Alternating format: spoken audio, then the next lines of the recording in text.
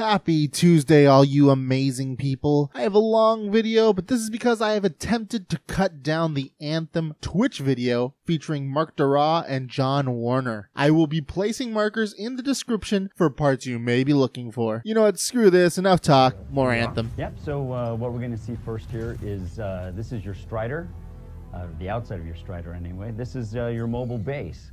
And it'll be your forward base, kind of a supplement to Fort Tarsus. In here you can kind of screw around with your Javelins, change out their loadouts, their customization options, personalization, stuff like that. So we're going to go inside, and here we are going to see your pit crew. So up first, he's going to say it's time to get to work, I believe, is going to be Halleck. That's it. And this is another great place for you to get cool story moments, interact with your crew, and get to know, you know, the people that you're going to grow to love. So the woman that walked by before, that's Faye. She is a Cypher, as is Owen here. Cypher acts as your companion when you're out in the field, provides you extra information, helps supplement your eyes and ears. That's right. Kind of ride shotgun with you in the back of your head. Yeah, we're going to invite some friends. So we've really built Anthem from the ground up to be a 4-player experience, but you can play with different numbers of experiences, especially the story. You'll be able to play that by yourself or with 1, 2, 3 other people if you. That's right. There we go. So we have a squad of 3 here, and you can see that they have some different customizations and personalization options going on. Yeah, we'll be showing a lot more of that at a later date. Where we really dig into. You can see actually, we didn't really talk about this in the video. The other Colossus actually not only has a custom paint job, it's actually got some bit packs changing its silhouette a little bit. It's more of a dive suit, whereas here you're more like looks more like a piece of construction equipment. Scars. Now, a question that weirdly nobody has asked me is whether or not we're going to be able to adjust the damage numbers in combat. I mean, nobody's asked that. Nobody's asked that. So surprisingly, because for me, I kind of feel like maybe those critical numbers are a little bit too big, but nobody's asked that. But I can confirm, at least for myself, who is interested in that specific thing, that we are going to allow you to change the size of those floaties, as well as increase or decrease their opacity. Good to know. Now there are things in the world that you can destroy and blow up, like we see here. Because, you know, it's fun to blow things up, right?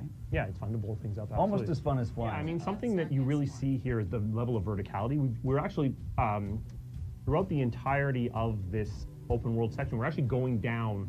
Every time we move vertically, we're actually moving down. We move down through the entirety of this mission. So actually the difference in height between the beginning and end when we enter the stronghold up ahead is actually quite dramatic. Yeah. And what you find when you're out in the open world moving around is that it just really makes the world feel bigger on an extra level, because there's this extra feeling of up and down that you don't normally get. Right. So we just got joined by the Storm. My personal favorite suit, I love the Storm. I love these cool elemental attacks, and it just feels really fun to me. I love to play it. I love to float around and fly around like that and cast magic spells. Yeah, I mean, what we really want to make sure is the four different Javelins we have at launch all have a different feel, a different role to play, and that's right. The Storm is much more about glass cannon is what the language Ben used. I think that's very appropriate. Yep. Able to dish a lot of damage, apply a lot of stas effects. Yep. But maybe not take as much punishment as the Colossus. That's right. So here we are underwater. Oh, we didn't even talk about the big monster we just we just flew past the big monster. You know, big monster or whatever. You know. Yes, you can see that you can see the breath bar there. So if you stay underwater too long, you will drown. Yep. Yeah, that is something that will be affected by how you build out your pilot and your pilot perks. We haven't really talked about, but we will talk about that later. But it affects stuff like how much you can breathe underwater, how long you can fly, stuff like that. So now we're actually into the Stronghold proper. So strongholds are a combination of inside and outside. We didn't want to use the term dungeon because it just implies this sort of, you know, either cave systems or something, some sort of castle or something. But these are really big spaces that include exteriors. So we wanted something that just conveyed that grandeur. For sure. And so it's nighttime now. So we have dynamic day and night. So when you're out in the open world, you'll actually see sunset and sunrise if you stay out there long enough. The day-night cycle is actually shorter than normal. It's synchronized for everyone in the entire world, so everyone is at the same time of day at the same time. But because the day-night is faster than normal, it's not like you're going to always be at a specific time of day. Right, that's a good point. That's a good point. Combat combinations, I think we've showed off a couple of different combos, mostly based off of status effects by, freezing and smashing, or, being lit on fire like the second Colossus there. So the Scar are sort of base level humanoid enemy. They're not actually humans, or actually humanoid at all, actually, as it turns out, but they look humanoid. And they are just like a primary enemy faction, invader, that have come through these effects caused by the Shaper. So they provide a consistent enemy palette that we use. That's right. Unlike the Dominion that we've talked about a little bit, who are the primary enemy from a storytelling perspective. Those actually are humans. Those are actually trying to take over the world and use Shaper technology to dominate the world. Right. Though you're not locked into a role, I think that's another important thing. Even though the Javelins do represent different classes, just because you're playing a Colossus doesn't mean that you always have to, be the bullet sponge, right? Yeah, exactly. I mean, we really want to make, with the Colossus, it's important because you are this big guy, so it makes sense that you're going to be carrying bigger weapons. So it lets us have a role that's not as constrained as just pure tank. Right. But I think that the amount of wildlife that we've put into the game, just again doing things to make the world feel very alive and yeah, I mean something lots of ambient activity. That's important for us is to make it feel like humanity is out of scale with the world. So when you go and you see even the rabbits, which are not actually rabbits, but they're not rabbit-sized, they're more like dog-sized. When you're out there and you see something like our wolf analog, they're 10 feet long. I mean, you need to feel, you should be feeling like you need to be in a suit of power armor to be out here, otherwise something's gonna eat you. And that might be a cute little rabbit. Out of your Javelin, you are not at the top of the food chain. And you are not at the top of the food chain. So we do skip forward here. Stronghold is about a, 35, 40-minute experience, depending on, Yeah, we want the experience of a Stronghold to be something that you can do relatively comfortably, but have a meaty bit of content. Right. Fighters. Oh, did you see that ricochet shot? That's another, I think, legendary weapon that the Ranger Legendary is pulse rifle, I think? Yeah. And that thing actually bounces off of enemies, and you can do a lot of damage in that. Yeah, so melee attacks, every Javelin will have a different melee attack. Javelin actually does a ground smash and also can attack with his shield. Right. We aren't doing customizable or modifiable melee weapons at launch, but it is something that certainly is technically feasible. The flare is something that we haven't really talked about. Right. We didn't talk about it in the stream anyway, but we can talk about it here. It's a useful tool. You can use it to illuminate dark places like we just did here, but you can also use it to communicate with the rest of your squad when you want to point stuff out and say, hey, come over here, or let's rally at this spot. Yeah, it actually works through the emote system right now, so it's you can map different emotes. One of them that's mapped in this is the wave, but also we're using the flare as one of them as well. This will be something that lets you additionally personalize the way that your suit will behave. Right. Javelin. Yeah, what could go wrong here? It doesn't look menacing at all. There's nothing goes wrong. No. Oh, look, lore! Blue glowy thing. Yeah, so for those of you who like to collect everything in the world and hunt around and poke around in corners, you're going to find cool stuff like that ancient Arcanist resonance. And that's scattered around the world, and that's how you're going to find out about the history and the world of Anthem. Yeah, so when you're out in Freeplay, a lot of that stuff is going to be concentrated. That and picking up crafting materials is really going to be concentrated out in Freeplay. Yeah. In Freeplay, you're on a server with other people still, but you're much less tethered together. So it gives you that opportunity to play much more at your own pace. Take a look around, find out things about the world, pick up some crafting material, explore, really just scratch that itch if that's what you're looking to do. Yeah. They're never letting me just do this. No, this is gonna be the last time we're gonna do this. So we should enjoy it. We should enjoy it because they're never gonna let us on Twitch ever again. Okay, so we're gonna see the ultimate attack here. Okay, the one thing with this is we actually pretty much toned down the amount of damage this guy's doing a lot. Just for the purpose of the demo. But that is, you are shooting effectively nukes. Yeah. As the Colossus. So yeah, that's huge. It changes closer. the battle. Yes. It does. And the ultimate abilities, you can see the meter filling up at the bottom of the screen there. Fills up pretty rapidly because we want you to have fun with that and we want you to use it. I have a good one on launch date. So what is the launch date and why is the launch date December 31st, 2019 on PlayStation? So the launch date is February 22nd, 2019 on PS4, Xbox 360, and PC. The PSN date is just a mistake. We are in the process of fixing that right now. In fact, really lucky it's fixed right now. Not Xbox 360 though, right? Did I just say Xbox 360? Xbox One. Xbox One. And Xbox One X. And yes, not Xbox 360. Not on the Amiga, the Jaguar, or the Jaguar. ColecoVision. Wow, did I just have some sort of weird flashback? Although Coleco. What about romances?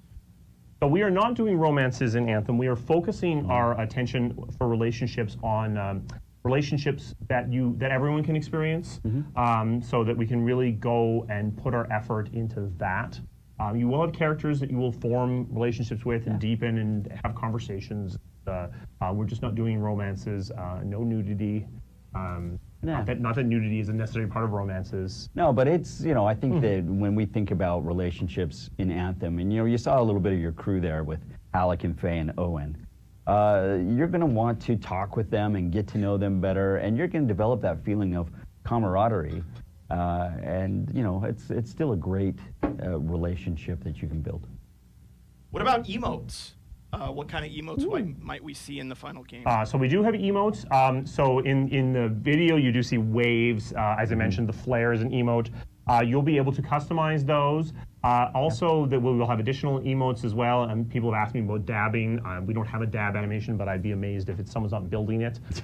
We are also the animation when you land, when you join someone in progress. That's something that you can customize. Yeah. We are looking for some other things. I would really like for us to be able to do some more combat-related animations. We can't currently do that, but it's something that we are looking at. Yep.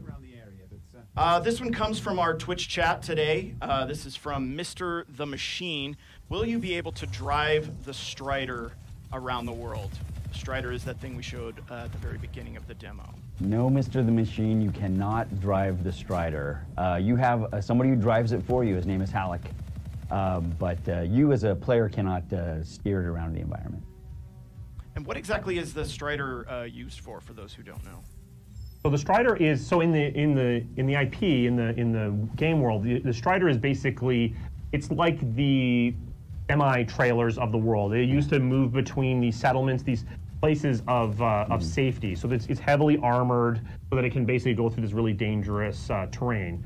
In the game, what you use it primarily as is as a forward base. So you use it so that you can go out and start at different places in the world. So when you fast travel in Anthem, that's what you're doing. Like from a lore perspective, you're traveling by Stryder to a different spot. That's right. And there aren't a lot of these out in the world from a lore perspective. The world of Anthem doesn't have mass production, so all of these things are painstakingly handcrafted and put together. So it's quite an endeavor to build a Stryder and then take it out and use it. Here's a popular one. This one from R. Claimer. How are microtransactions really going to affect the game? Oh, really going to affect the game. So here's what we are doing, at least as much as we're talking about it right now from a microtransaction perspective. So there's no loot boxes and there will be no ability to pay for power. So there will be cosmetics that we will be selling, but we want to make sure that you're going to see what you're buying before you get it, before you spend any money on it. No blind drop. Yeah, no blind drop. We'll talk in more detail as we get closer to launch. When we start talking about the Elder Game stuff, would be a good time for us to talk in more specifics on exactly how that's going to work, like how the purchase mechanics is going to work. But I just think it needs that context to really make sense. Yeah, I agree. But I think that the key thing to take away is no pay for power. You always know what you're going to get, and it's going to make you look cool. Yeah. Are there going to be more javelins later? And we're not talking. And we're not going to talk about it. Yeah. So basically, you have strongholds, you have missions. Yep. What else is on the map? Strongholds, missions, free play, and then significant fast travel locations. Yeah, there's fast travel locations, and I think we might just have sort of like point of view or landmarks. Landmarks, yeah. If you have more people in your game, does it make the enemies harder? So we will balance the game somewhat to your party size, but we are doing most of our balance for assuming a party of 4. So we will adjust a little bit for smaller parties, but definitely the game will be most designed for a 4-player party. Yep. So how do you customize the Javelin's gameplay style? Is there a skill tree? Is that something we'll get to later? We'll get to it in a lot more detail later, but we can talk about it a little bit just to give a little bit of context that I think will help. So you have a freelancer, your pilot, who has a skill tree that you get, and this is things like allowing you to fly better. It's really sort of finesse things that apply to whatever javelin you're piloting. Yeah, it overarches all javelins. Then each javelin itself has various gear slots. So those are like your gun, and then things like the mortar or the flamethrower, and that's really how you customize your playstyle, is by swapping out that gear and that weapon. Right. Yeah, I like to think of it as your pilot skill, and your pilot skill tree kind of represents your personal play style and the things you like to emphasize or de-emphasize. Whereas the loadout on your javelin is really more about capability, right, and what you're going to try to do that day. Will there be text chat built in on the PC version? I don't know yet. There are some. We haven't actually locked that down at the moment. Now we're looking at some different options. Yeah. Will we be able to harvest plants and hunt animals? So we do have. So we have crafting, so you will. There is various nodes in the world that you do harvest, including plants, for purposes of crafting. Animal hunting would be done for a purpose, like you would have a mission or something like that, which would be to hunt animals. You wouldn't be doing that as part of the crafting. They want to know if there's any kind of penalty for dying. So at the moment, you do not lose any loot when you die. You can be either revived by other people in your party, or if they can't get to that, you can respawn to the nearest resupply point. I think dying doesn't have any penalty. Yeah, not at the moment. I think that this is something that we're still playing with, honestly, and finding out what's most fun and what provides the coolest challenge. Yeah. So, ABD. Will there be cool things to find underwater? Of course. Yes, for sure. What's the best part of the grind? Like, how does it stay fun in hour 5 versus hour 500? Nah. So I'll take a shot at that. Yeah. I think that for me, and because I've played it a long time now, and it's because the world is dynamic. It's not always the same, same dudes who are waiting to ambush you at the same spot every time. It does change, and the weather has an effect on things. Day-night has an effect on things. So that's one thing, is that it's always kind of surprising at that base level. And the gear is fun to chase, and that's always something where you're trying to get a better version of a weapon, or just a straight-up better weapon. I think there are lots of great things to find and lots of cool enemies to fight. Yeah, I do think that the gear chase is really interesting because it's got a lot more variety in terms of, like, there's subtle variants, but then you also want to go and find that shotgun that's going to light the person on fire, and then find a better version of that shotgun that's going to light the person on fire, even more better. And the world events, like when you see with that Ash Titan, you never know what you're going to hit. If you're out in free play, world events are going to happen, and that can be something like, oh, hey, there are some sentinels who have been imprisoned or who are under siege, and you got to go help them out. It could be that Ash Titan, it could be something bigger or something better.